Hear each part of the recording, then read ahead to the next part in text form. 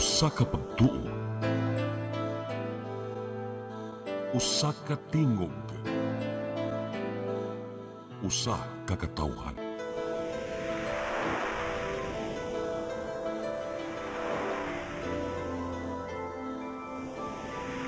Cebu Catholic Television Network.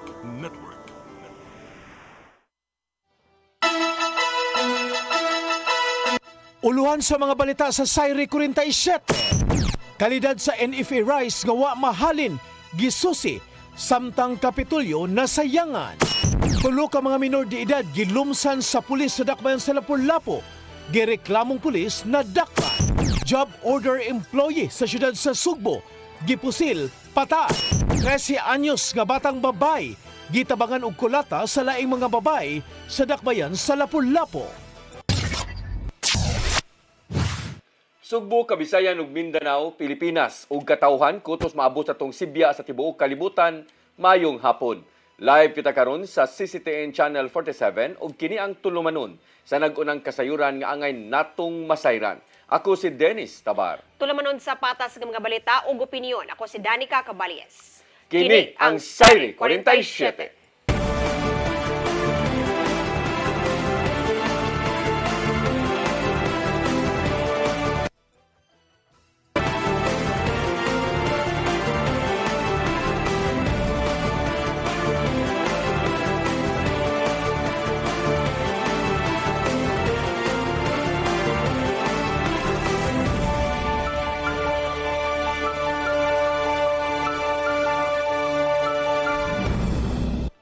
Ug karon sa kumpletong detalye sa atong mga balita, kalidad sa NFA rice nga naa sa syudad sa Mandawi nga wa mahalin ubos sa programa nga Sugbo Merkado Barato nga gisusi sa Kapitolyo.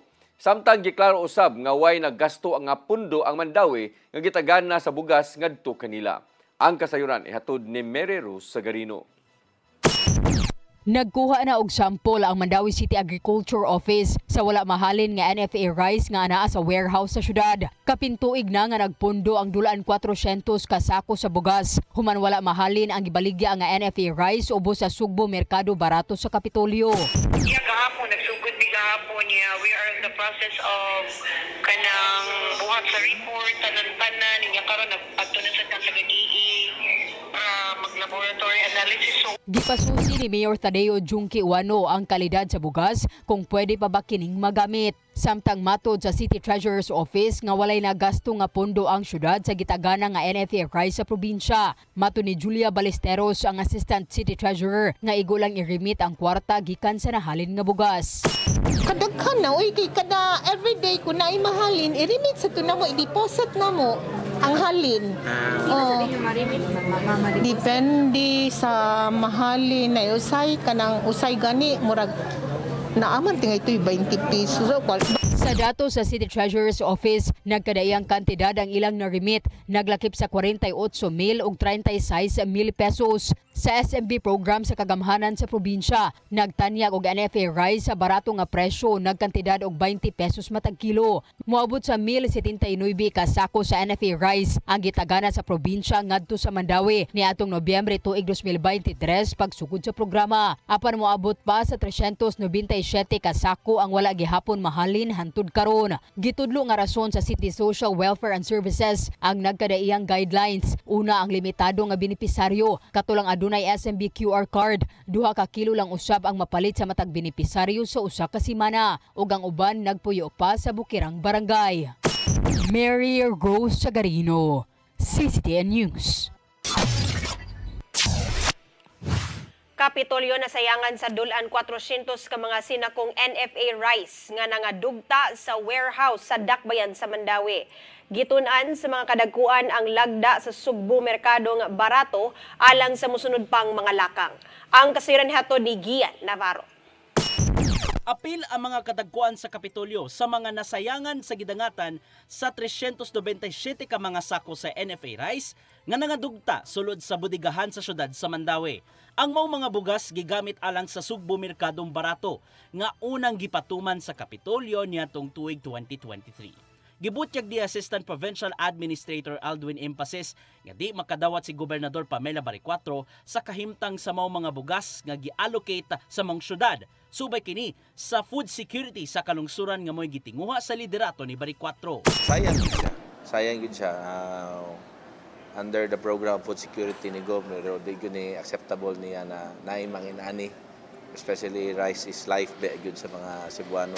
Itataw sa habig sa Provincial Social Welfare and Development Office nga nahatag na ang tanang mga allocated nga sinakong NFA rice ngadto sa mga kalungsuran sukad sa pagbukas sa SMB. Ang mga LGUs mo'y gitahasan sa pagpamaligya ngadto sa mga kabus sa kantidad nga tag 20 pesos kada kilo. Gihimong sumbanan ang listahanan sa DSWD aron masubay ang mga labing kabus nga taganan og QR coded cards gagamiton sa pagpalit. Kay diha given man the period of payments kay diha man good naman gud tay gi-program to siya how many sacks will be consumed. So after consuming it, they have to remit all the payments with unta. Nasubsab sa Provincial Agriculture Office nga daghana ang nahatag nga QR coded cards sukad nga gisugdan ng SMB. Diang ko ni noon usab sa mga kadagkuan nga striktong gipatuman niya ng panahon na ang paggamit sa mong card aron makapalit og baratong bugas. Mao siya nga as to payments ilang ikuan ilahang ibalimahalin usa then ang katunghalin ilang i-remit diri sa atong treasurer's office. Ito na nila ang kasamtangang mga lagda sa SMB alang sa mamahimong dagan kung unsaon pagapod sa mga sinakong NFA rice gadto sa ubang beneficiaries sa syudad sa Mandaue. Magdepende lang hinuon kini sa mamahimong kalidad sa bugas nga nagpundo sa syudad. Balikan namo and then balikan sad namo ang performance sa city, Mandaue City. Basig yun na ay beneficiary ba na wala nakadawat dapat sila makadawat. So unahon gyud to natong mga dapat makadawat jud kay kun listahanan program listahan na magud ni na program sa DSWD ni accounted ni and as I think upon request is based upon on the beneficiary. Apil ang SMB sa mga gipangsubay ni Baricuatro kung angayan pa ba kining ipadayon ubos sa iyahang pangatungdanan. Gian Navarro, CCTN News. Gitun-an sa Department of Agriculture ang pagpabalik sa naandang taripa sa imported nga bugas ngadto sa 35 kon 35%. Matod ni Undersecretary Cheryl Marie Natividad Caballero nga ni abag ang mga economic managers sa presidente alang sa mahinungdanong desisyon. Alang kini sa gitinguha nga malungtarong supply sa bugas ngadto na sa kamerkaduhan. Kini mo'y reaksyon sa ahensya human nanawagan ang pipila ka mga grupo sa mga mag-uuma nga ibalik ang karaang taripa sa imported rice alang sa grupong Federation of Free Farmers ug Sinag pabor alang sa mga magpapatigayon ang giduso nga 25% tariff sa DA gikan sa gipatuman nga 15% nga buhisan.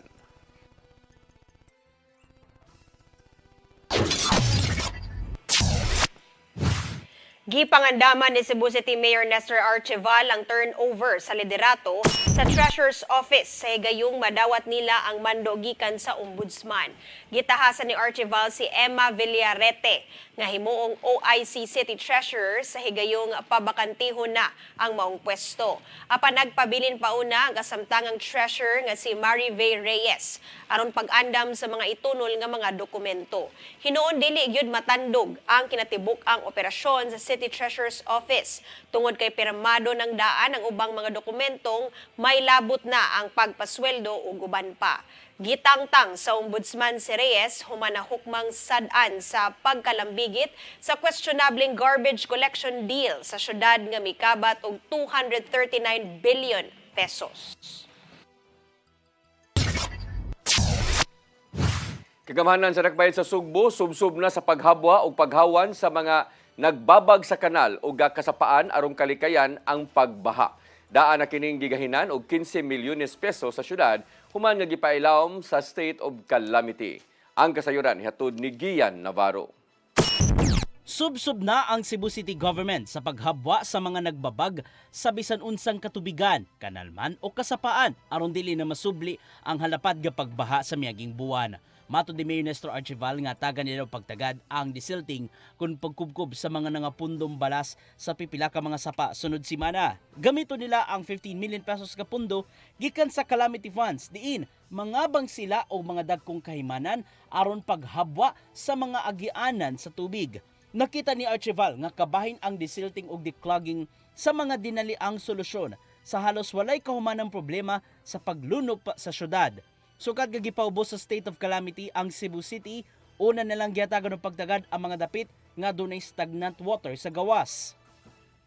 Nasayran nga nagpundo lang sa daplin og muawas og kalit bisan pa man og wala nagbundak ang uwan. Ang mga nakuang plastic gikan sa mga nangatanggong sud sa kanal isegregate kini aron gamiton isip fuel materials sa paghimo og asfalto o gamiton sa mga road projects. Aron di mo samot among problema, gilakip nila ang pipila ka mga sapa alang sa masayon og hawan nga pag-agas sa tubig.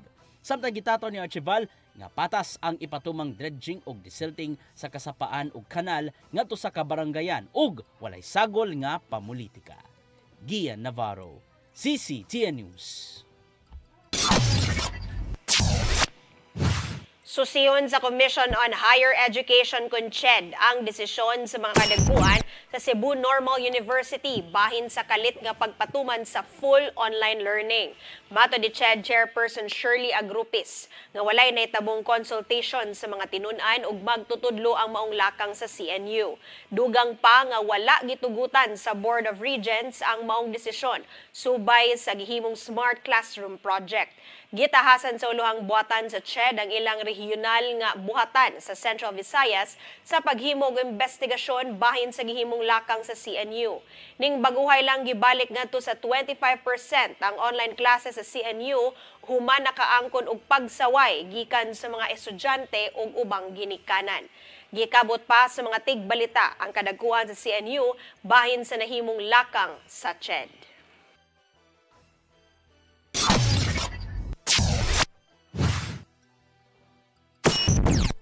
Mosunod, tulo ka mga minor de edad gilumsan sa pulis sa dakbayan sa Lapu-Lapu.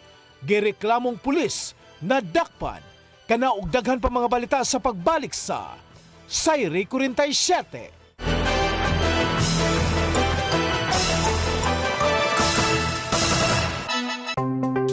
Discover the beauty of the Philippines.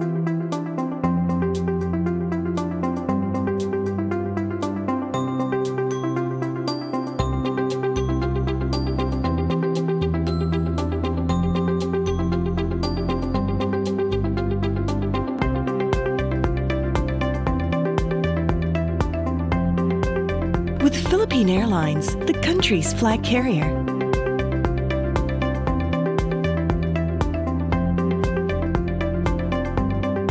The airline that lets you feel the warmth of the nation.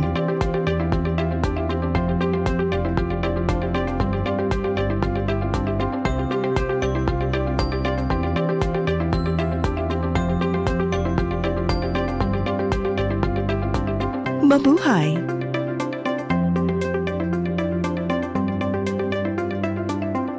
Siguradong pagkain sa buong bansa. Masaganang ani, mataas na kita.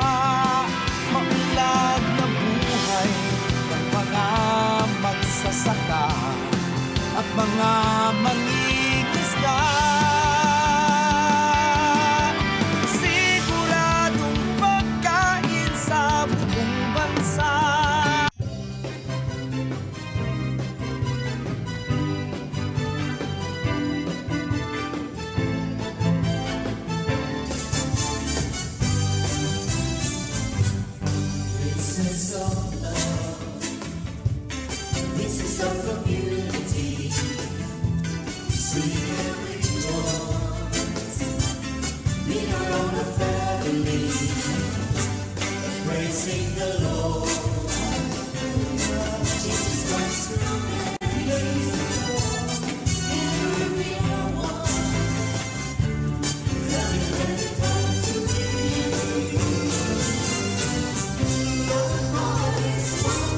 Sharing happiness and understanding.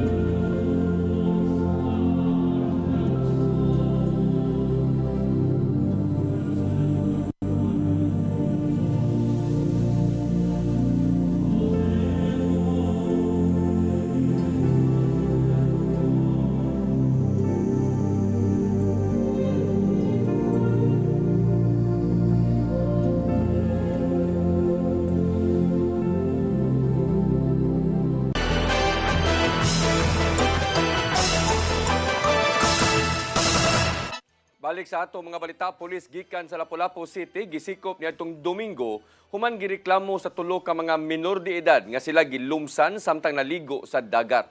Apan ang maong pulis mihimakak sa maong pamasangil. Ang kasayuran ihatod ni Crystal Joy Felerca. Usa ka aktibong pulis nga nakadistino sa Lapu-Lapu City Police Office ang gisikop ni adtong Agosto 3 human mireklamo ang tulo ka mga menor de edad nga gikatahong iyang gilumsan sa dagat samtang sila nangaligo sa usa ka beach resort sa Barangay Marigondon pasado alas 3 sa hapon.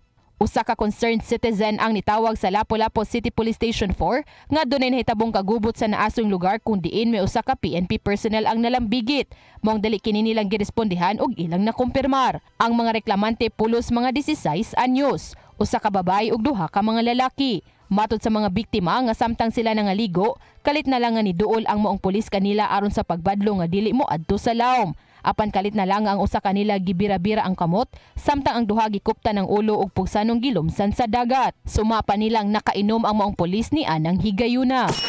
Gikalita siya bira for no reason. Then after daw nato kay ako na po niyang gisunod kanang gidiretso ko niya kabot akong ulo niya gidasok mi. For me 3 times ang iyang pagdasok sa kuha. Yan sa kong usa ka friend na siya kay kaduha gibadlong daw niya kay bawal daw mi moadto sa lawom even though na ang dagat kay taga dughan ra. Apan gihimakak sa mong pulis ang pasangil bato kaniya. Matod sa gireklamong pulis nga ato sa mong higayuna, off duty siya og igo lang siyang naligo sa maong beach resort. Samtang siya naligo, nasinati niya ang kusog nga sug, mong gibadlong niya ang mga batanon nga dili mo adto sa lawom. Apan suma pa niya nga ang mga nireklamo dili mao kadtong iyang gibadlong tungod kay siyang nahinumduman pulos mga lalaki ang iyang gibadlong. Kato mga bata, gusto nila maligo dito sa tao. Yawa man tanay labot na sila nga natingapit ako man sila may nireklamo di man na sila mao ang pagkasabaan.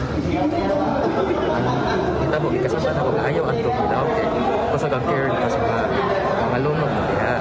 Dugang pa sa biktima nga gawas kanila, aduna pay laing duha ka mga lalaki ang nabiktima sa maong binuhatan sa maong pulis. Usa-usab ka tendera nga namaligya duol sa nahitabuan ang gipasimhot niini og medyas. Kagahapong adlaw gipaubos na sa inquest proceedings ang gireklamong pulis. Samtang ang tulo ka mga menor de edad desididong mopasaka og kaso. Matod ni Police Lieutenant Colonel Christian Torres, ang spokesperson sa Lapu-Lapu City Police Office, nga ang gireklamong pulis magatubang og kasong physical injuries in relation to Republic Act 7610. Dugang pa sa spokesperson nga gawa sa kasong kriminal, mamahimo usab nga mopasaka og kasong administratiba ang mga biktima batok sa suspect. Ang kaning complainant na sila ilahang na sila option, pwede sila ma-file sa admin case. Aside from criminal, pwede sila ma-file og admin case. Pwede sila mo ari sa MOA, pwede sila sa Napolcom, dagaman sila kaduulan mag-file sa admin case. Depende na nila. Pero kung dili sila mo-file og admin case, automatically mo conduct mo to proper investigation. Crystal Joy Felerca, CCTN News. Job order employee sa kagamanan sa Dakbayan sa Sugbo gidulitan sa pagpusil patay at ubangan sa iyang anak. Kapulisan miila sa gunman nga bana matud pa sa iyang karelasyon human mipasangil ang kabanay niini. Ang kasayuran hatod ni Arnold Bustamante. Patay ang 46 anyos nga job order employee sa Cebu City Hall humanig gidulitan sa pagpusil sa ulo alas 8:15 kagabi sa Block 2 General Hines Street, Barangay Suba sa siyudad sa Sugbo. Ang biktima gila nga si Roldan Dilima Minggito, 46 anyos minyo, nga residente raw sa Bogadapit, nga trabahante sa kagamanan sa Dakbayan Sugbo isip GO ug didto na destino sa Cebu City Zoo. Sa investigasyon sa Sawang Calero Police Station 6 sa Cebu City Police Office, nga mag-ulang nga misulod sa ilang balay ang biktima sa dihag usa ka taason nga lalaki nga yagpis ang lawas ang misunod kaniya. Pipila ka segundo ang bilabay, giposil ni sa makadaghang higayon, tumong siyang ulo nga nasaksihan pa siyang anak nga lalaki. Human sa nahimong krimen, dali ni nga misibat sakay sa blue nga motorsiklo. Biniyaan ang biktima nga nahagba sa sahog silang panimalay nga naligo na sa kagwalingon dugo niini. Gibutyag sa mga kabanay sa biktima nga sa wala pa ang insidente sa pagpamusil na kadawat na kini og hulga sa kinabuhi tungod sa gingong nakarelasyon niini nga usa ka babae nga minyo nga taga Busay. Tungod sa maong nga pamahayag sa kabanay, nakatutok ang kapulisan sa Sawang Calero Police Station sa anggulo sa Love Triangle ug doon na sila person of interest. Apan si Police Lieutenant Colonel Maria Teresa Makatangay, Deputy City Director for Operation sa CCPO Mibutyag, nga aga gitumbok nila karon nga suspitsado mo ang bana sa iyong karelasyon sa biktima. Doon na gipang-imbitar aga mga investigador sa Sawang Calero Police Station nga mahimong makasubay sa insidente apan pulos kini mitudlo sa bana.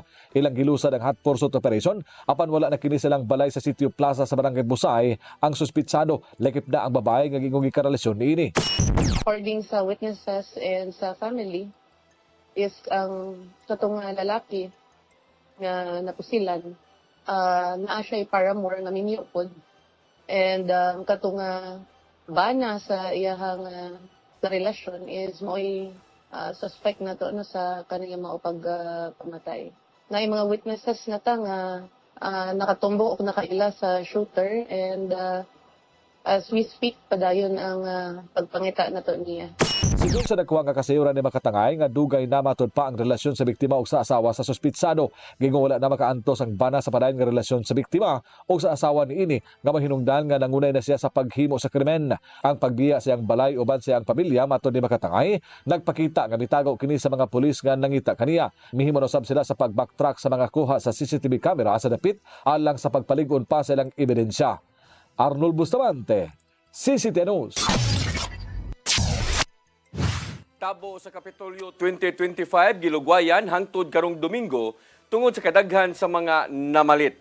Moabot sa 50 ka mga LGUs ang misalmot niini. Ang kasayuran ihatod ni Gian Navarro. Nothing beats the best of Cebu sa nagpadayong tabo sa Kapitolyo sa liyong bahin sa Executive Building, sud mismo sa Provincial Capitol Compound. Nang laray ang di mo minus 80 ka mga booth aron makabaligya sa managlaing agriculture o fishery products ngadto sa mga taga-syudad ug ila kining gidagsa. Apil nini ang mga booth gikan sa 50 ka mga LGUs aron mas mapaduol sa tanan ang mga ikadalit ilang local products. Sama na lang sa booth sa lungsod sa Dalagyat diin nagpabiling halinon ang ilang mga utanon. Matuding naninda nga kinilo ang pagpalit sa mga taga-syudad tungod kay barato man ang ilang preskong utanon ug ubang produkto. Kinilo or bandol ang sibuyas. Ang repolyo kinilo, sayote, binuok. Ug ang litos usab kilo pod. Naabtan na lang sa news team nga halos mahurot na ang mga baligya sud sa booth sa lungsod sa Santa Fe. Matuding laing tindera nga labing halinon ang managlaing klase sa buwad nga mo'y paborito sa mga mamalitay. Nanggit nga pinikas, kusog na siya dilis, o ginganing mga tapa, tosino, kusog yun siya sir, o katong among ginamos, sorot na. Kitapos sa Provincial Agriculture Office nga sukad nga nagsugod niya tong Lunes, daghan na ang namalit sa tabo sa Kapitolyo. Maong inay nga hangtod Biyernes, gilugwayan nila ang halapad nga Agri-Fisheries Fair ngadto na sa Domingo sa hapon. We would like to identify or makakonekta og mga dagko nga institutional buyers kay naagawas diri sa mga agri-fishery products naman ang processed products. Wala hinuon nagpauwahi si Gobernador Pamela Baricuatro sa mga ikadalit gikan sa kalungsuran o gani aduna siya'y pinaka-favorite.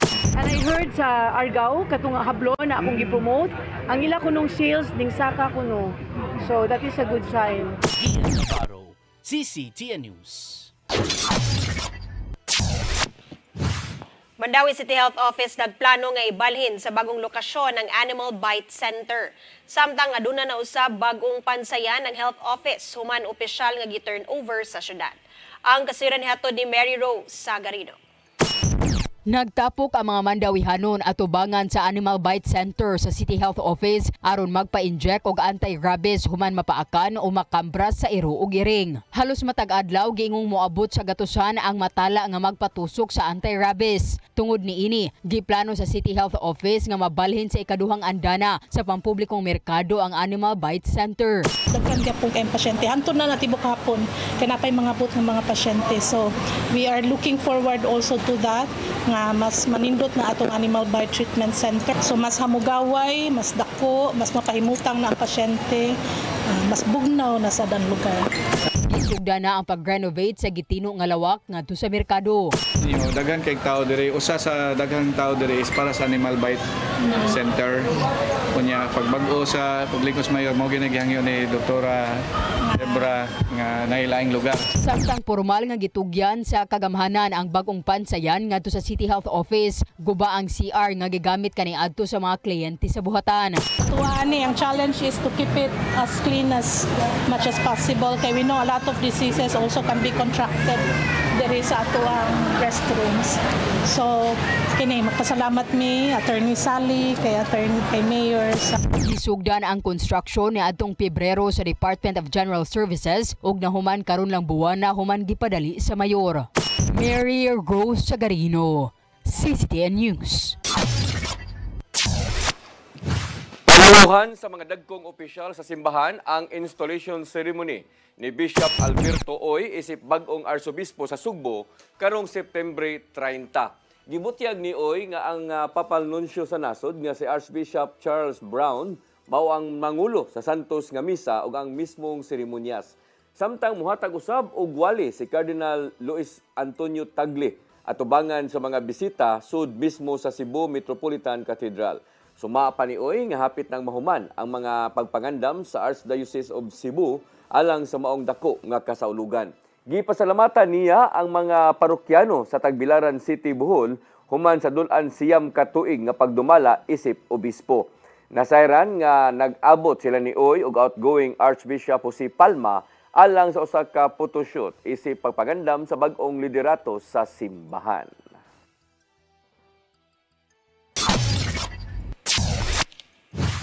Opisyal na nga gideputize sa Land Transportation Office 7 ang napulo ka mga personnel sa Traffic Enforcement Agency of Mandawi kun team. Mamahimo nang maka-issue og temporary operators permits ang ilang mga traffic enforcers ngadto sa mga nagmalapasong motorista. Nakumpleto ang mga deputized enforcers sa gikinahanglan nga pagbansay og assessment nga gihimo sa LTO 7. Giklaro sa pangu sa team nga si Crazy Hill Rutuya nga mga deputized authorized enforcers dili maka-issue sa citation ticket o TOP sa samang kalapasan. Mukabat ang mga multa sa 500 pesos ngadto sa 5,000 pesos ubos sa mga ordinansa sa syudad. Samtang ang multang ipahamtang gikan sa LTO moabot sa 1,000 ka pesos ngadto sa 10,000 pesos.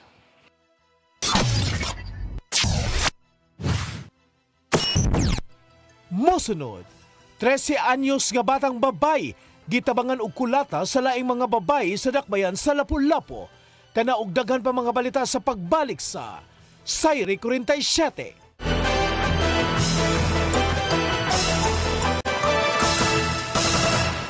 Press Briefing.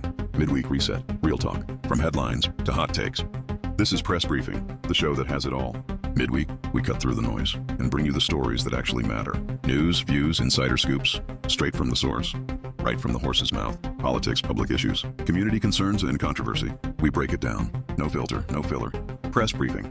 Sharp, fearless, always relevant. Brought to you by the Cebu Press Club. Beyond the headlines, we are Cebu's voice. We are the voice of truth and reason in every town, in every season, with pens of light. We draw the line for justice, peace, and stories spine. Cebu Press Club, our banner flies beyond the noise, beneath the skies. Integrity, our steadfast. Oasis of love, oasis of community. Sing and rejoice. We are all a family, praising the Lord. Hallelujah. Jesus Christ, praise the Lord.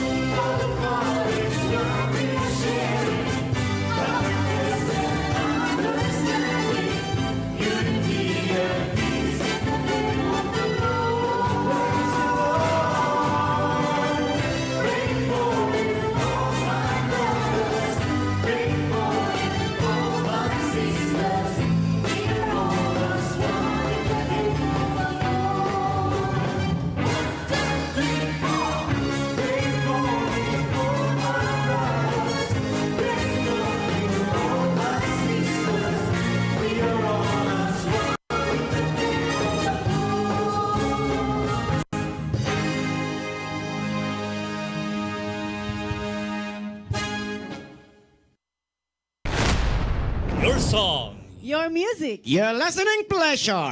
Sing it, Cebu!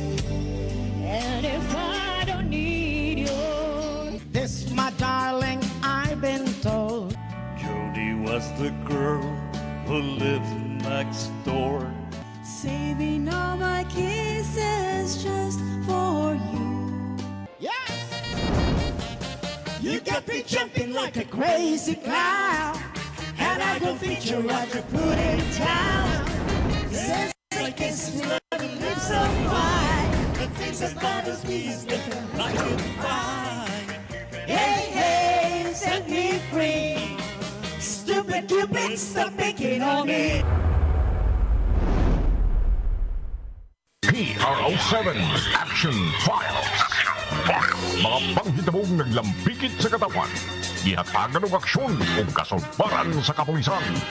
PRO7 Action Files. Base sa talaan sa Police Regional Office 7. Nakatapong panayong isubay at tagan ng katinawan pinahagid ng maong tulumanon. PRO7 Action Files. Abang kaninyo sa Police Regional Office 7 o NTV CCTN.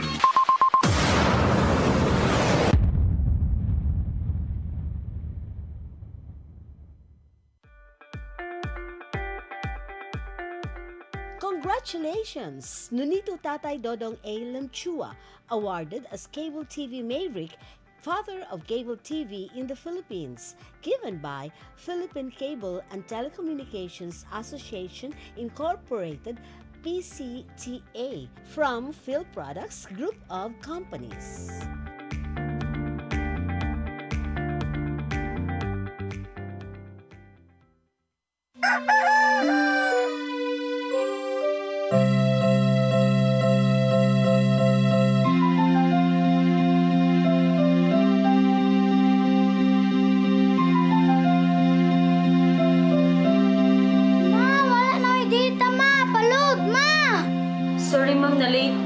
Nangita pa mong gusto para internet sa kong anak, ma'am.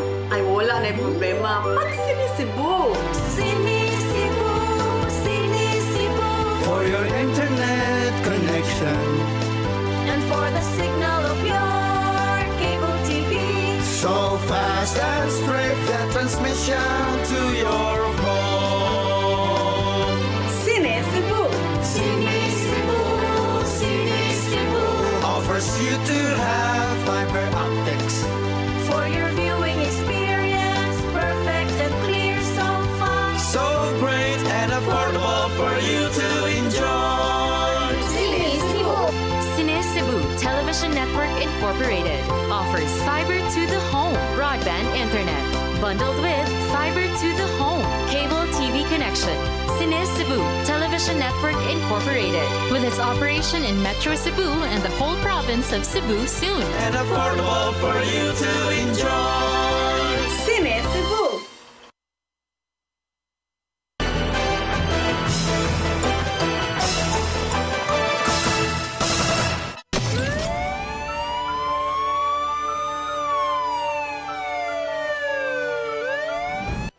Balik sa ato mga balita, 13 anyos nga batang babae gitabangan og kulata sa upat ka mga minor de edad nga babae diha sa barangay Basak, Dakbayan sa Lapu-Lapu niadtong Sabado. Nasuta sa biktima nga siya gisilusan nga mao'y hinungdan nga siya gidagmalan. Ang kasayuran hihatod ni Crystal Joy Felerka.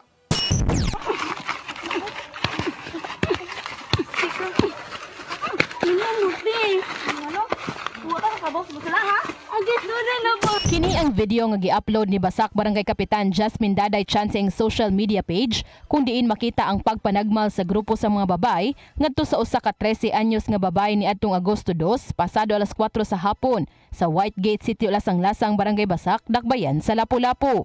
Ang biktima residente sa Redgate City, Danau-Danau, Barangay Basak. Tumong sa pag-upload sa kapitan sa mong video aron sa pagpangita sa mga nalambigit. Sa mong adlaw dayon nailhan ang mga nanagmal og gipatawag sa barangay. Ang mga responsable usa ka 12 anyos nga taga Barangay Bangbang, Cordova, 12 anyos nga taga Sitio Lasang-Lasang, Barangay Basak, ug 13 ug 14 anyos nga parehong taga Datag, Barangay Maribago. Matod sa 13 anyos nga biktima, nga wa siya makahibaw sa hinungdan nga siya gikulata. Apan sa dihang nag-atubang sila sa barangay pagka alas 11 sa gabi niadtong Sabado, nibutyag ang mga nangulata kaniya nga tungod kini sa selos, tungod kay nanguyab kaniya ang kanhi hinigugma sa usa sa mga nangdagmal. Hangtod karong adlaw nakasinati pa og kasakit sa iyang ulo ug tangkugo ang biktima. Gani wa pa usab siya makaeskwela. Matod ni Joan Bolondro, ang VAUSI Desk Officer sa Barangay Basak, nga nipadangat na sila og tabang pinansyal para sa tambal sa biktima.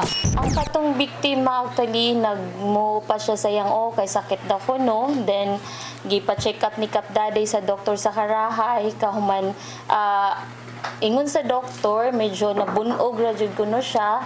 Wala man kaayo na katungod lang jud sa katong gikuan jud siya sa iyahang ulo katong murag gibira gikuan sa sayang ulo.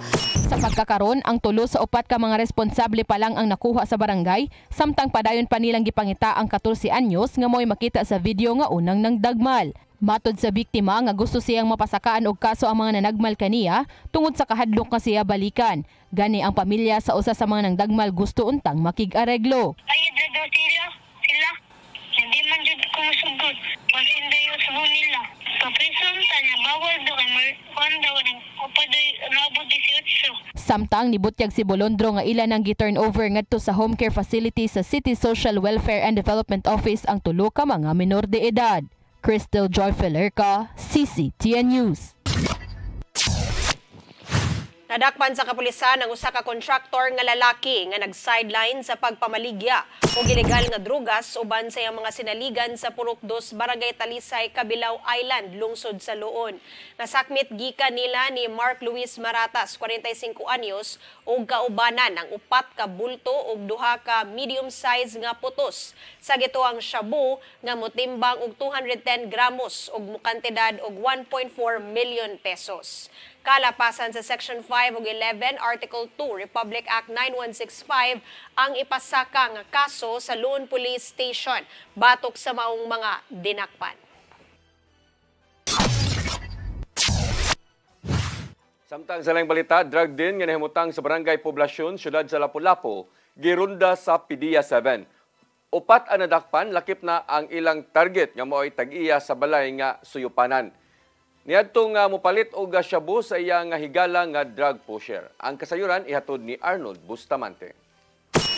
Laing drug din nga nabutang sa dakbayan sa Lapu-Lapu ang girunda sa mga sakop sa PDEA 7 Lapu-Lapu City Team uban sa Lapu-Lapu City Police Office Station 3 sa Purok Mahogany sa Barangay Poblasyon alas 8:30 sa gabi.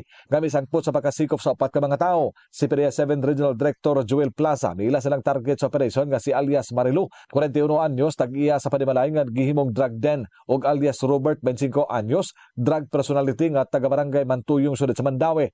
Lakip sa nasikop ang 2 ka lalaki nga natlan sa sulod sa drug den nga naghingos og shabu nga silang alias Jopel, 26 anyos, market boy, ug alias Wilson, 23 anyos, puros taga Poblasyon sudad sa Lapu-Lapu.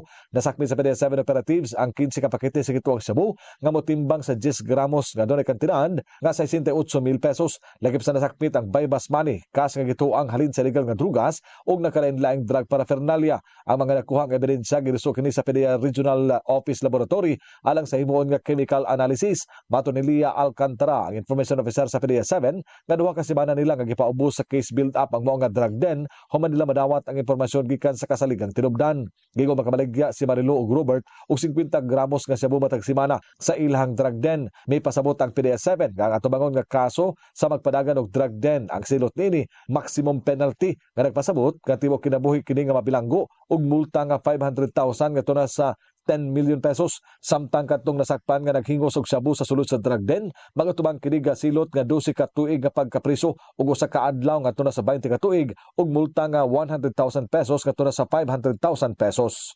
Arnold Bustamante, CCTV News. Mga katong naglangkob sa atong mga balita sa Sayri 47, ako si Dennis Tabar. Ako si Danica Caballes, sangtod ugma sa inyong paboritong tulumanon. Sayri 47.